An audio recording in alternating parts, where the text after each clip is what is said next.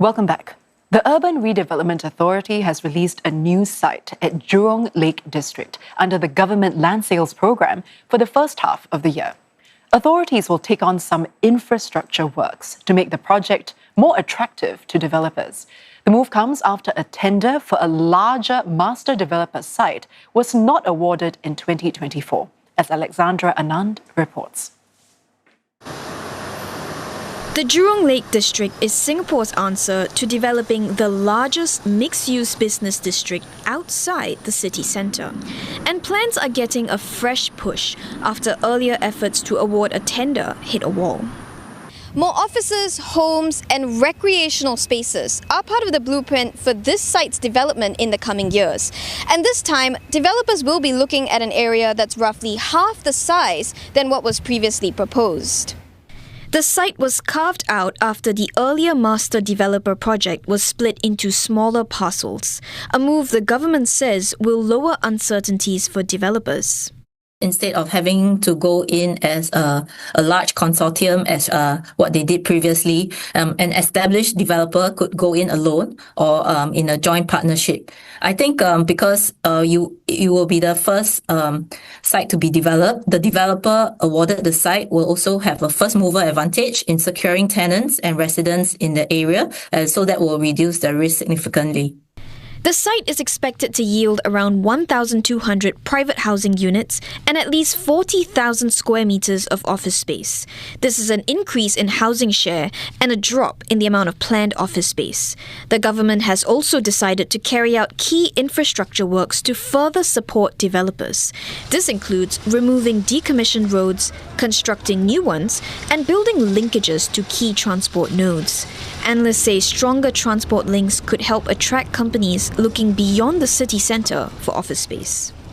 You have to look at the lack of supply in the CBD, right? Coupled with the stable office occupier demand.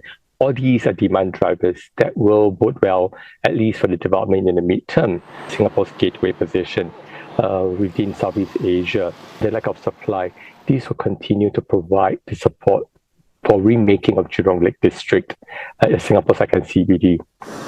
And while rising construction costs could push up rents and prices, experts say developers will need to bid based on the site's long-term potential. And let's have a look at how development plans for the Jurong Lake District have evolved over the years. Now, the first blueprint for the area was announced in 2008. It outlined plans to transform the district into a unique lakeside destination for both business and leisure. An updated master plan for the district was unveiled in 2017. Public feedback was gathered as proposals were drawn up to develop the area into Singapore's second business district outside the city centre. Now, the first land parcel designated for mixed-use development was launched by the government in June 2023. The 6.5-hectare site was planned as a single large project led by a master developer. Now, a year later, the tender drew just one bid from a consortium of developers. The project was not awarded after authorities assessed the bid price to be too low. Separately, new private home sales in February fell by more than 80% on year, with 246 units sold, excluding executive condominiums. Analysts say the drop was due to the absence of new project launches and fewer buyers over the Chinese New Year holiday. Analysts caution prolonged tensions in the Middle East could dampen the market in the long run. Charlotte Lim with more. Unmatched views of the sea and city, and a stone's throw away to amenities in the heart of Singapore's business district. These are some of the factors analysts say helped Newport Residences emerge as the top-selling project for 2 straight months. It made up more than half the sales in the core central region, or CCR, last month. An analyst expects demand for homes in prime areas to be sustained for the rest of the year. This is especially as the price gap between city fringe homes and those in prime areas may continue to shrink. Another reason could be because of the conflict in the Middle East. There may be some of the people who would choose a flight to safety and put money into safer assets, for example, property itself, and they may actually look at a core central region home. New home sales in the city fringe made up the bulk of the transactions, with 103 units sold. While this was still lower than that in January, an analyst says demand could hold up with new project launches in the pipeline. The conflict in the Middle East is also unlikely to dampen demand in the near term, driven by stable income growth and low interest rates. As long as the Singaporeans, let's say for example, Singaporeans are gainfully employed and they are still seeing healthy income growth, and especially for HDB upgraders, if they are able to still sell their HDB flats maybe for attractive prices, they can help to maybe offset or finance their maybe private property purchases, then perhaps we'll continue to see relatively quite healthy demand in the market. But she warns that prolonged conflict in the Middle East could slow the overall market. Analysts forecast that about 8,500 new homes will be sold this year, fewer than in 2025, on the back of fewer project launches this year. And for more, let's get the views of two experts on recent developments in Singapore's property sector. We have Prof. Sing Tian Foo, who is the Provost Chair Professor in the Department of Real Estate at NUS Business School, and also Eugene Lim, who is Key Executive Officer at ERA Singapore. He's also President of the Singapore Institute of Estate Agents. Gentlemen, welcome to the show. Now, Prof, let's start with you, with one of the biggest, the bigger property developments for today, the new Jurong Lake District site that was released under GLS. Can you tell us what that particular development says about the state of the property market today? Yeah. Actually, Jurong Lake District, if we remember that this is part of this master developer site that was launched in 2023, and then subsequently in 2024, because of the bid below the reserve price, it was not awarded. I think this is one of the larger parcels of this master developer site that have been launched again, and it was put in the 2026 first half, the reserve list. It has a lot of implication because this is part of the decentralization strategy of the urban planning. It actually helped to further strengthen the Jurong area as a regional hub. Well, let's turn to you now, Eugene. The second development today, a sharp drop in the February developer sales. What do you think that tells us about the current state of the market? I think February's numbers, nothing to be alarmed about. It is due to the seasonal lull, due to the Chinese New Year season. There were no new launches in the whole of this month, whole of the February. Only 15 units of landed properties were put onto the market. So no launch means no sales, or very little sales. Moving ahead, we are now in mid-March. The month has started very well. We saw 90% sales in a project called River Modern in the core central region. And also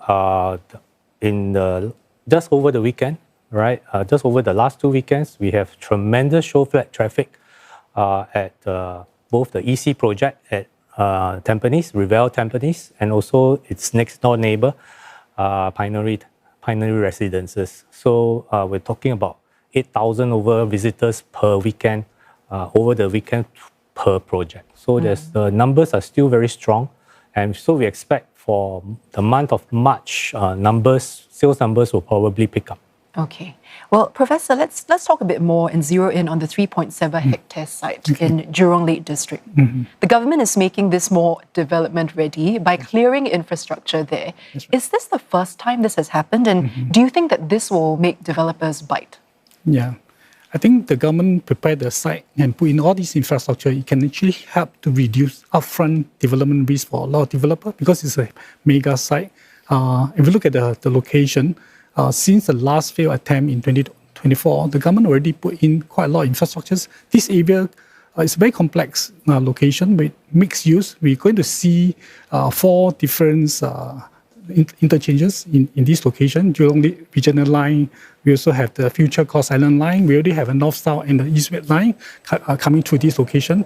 And not forgetting, I think the next few years, we're going to see new development completing as well, like Jurong Gateway and New Science Park. All these actually add on to these areas, the kind of vibrancy. And therefore, this Jurong Lake District, again, will actually create a sufficient supply in terms of commercial and mixed development there. Well, Eugene, what do you think about this? Do you think that the Jurong Lake District realistically can become Singapore's second CBD? And if it can, what does success actually look like in the next 10 years, for example? Okay, so I would say that the Jurong is set to become the biggest commercial district outside of the central area. So by this we mean this is not a new concept. It is a part of the government's decentralization concept, which started some 35 years ago. So we now have 4 regional centres in Singapore: Woodlands in the north, Tampines in the east, Seletar in the northeast, and of course Jurong in the west side. So decentralization brings commercial centres nearer to places where people stay. So there's less time needed for commuting, and people can work, live, and play in the same location. So this is the first of several sites that is going to be released over time in this region. So I would say that progressively it will develop into a commercial node and a major commercial node in this part of Singapore. But why do you think that developers are still quite hesitant, or they're at least weighing their options right now before deciding whether to bid for this site? What do you think they're uncertain about? What kind of risk are they looking at now? The good thing is that this site is placed on the reserve list. So developers have more time to analyze the site characteristics and also to do their numbers before the site is triggered for sale. That means it's not on the confirmed list for sale yet. There's time for developers to analyze. Now, I think why would developers be interested in this site is there are two ways to look at it. Number one, this is the first of several sites. So any developer that is successful in the bid for this site will have the first mover advantage. So first mover advantage means you set the tone and the pace and of the future sites, right, to come. Secondly, I think the other point to look at is that while it may be a first mover, the challenge is that it is still a very sizable site. The site is very big, and not all developers would have the expertise to develop a mixed development. Right. Well, Prof, let's move on to also a wider view now. How is the global uncertainty, especially in the Middle East, right, with all the tensions there now, how is that affecting the property market here in Singapore? Yeah, if we look at the Middle East war, it started on 28 February after the Chinese, I think nearer to the end of Chinese New Year. I think originally Israel and US alike thought that maybe they'll complete or conclude the war in 4 days. Now we look at it, it's already more than 2 weeks. How long this thing will last? I think you create what we call the grey rhino kind of effect. You actually anticipated this event happening. How would this translate into economic impact? This is something we need to carefully evaluate, because look at the oil prices. The crude oil prices are gone up to about $103 today per barrel.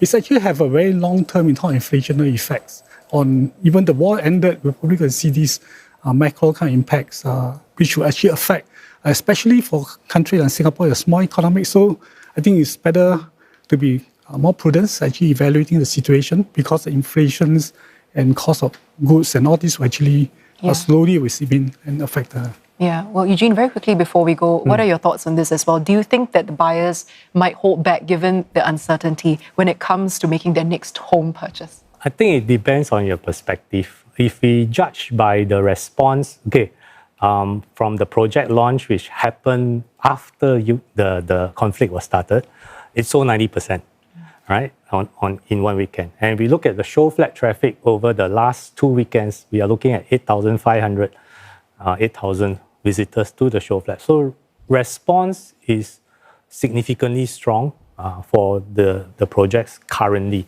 I think currently Singaporean buyers, they are well informed. They also are very selective, and they spot projects that are good attributes and there's scarcity in the area. They will still go for it. And they're also quietly confident that due to the current scenario, developers are unlikely to overprice their projects. And so with also rising construction costs, they are actually getting a good deal for their buy. So I think that's why currently we are still seeing very selective but very targeted buying in the show flats. Yeah, prudent buyers, as Prof was alluding to earlier. So, Prof. Eugene, thank you so much for coming in and sharing your insights with us. I've been chatting with Prof. Sing Tian Fu from NUS and also Eugene Lim of ERA Singapore.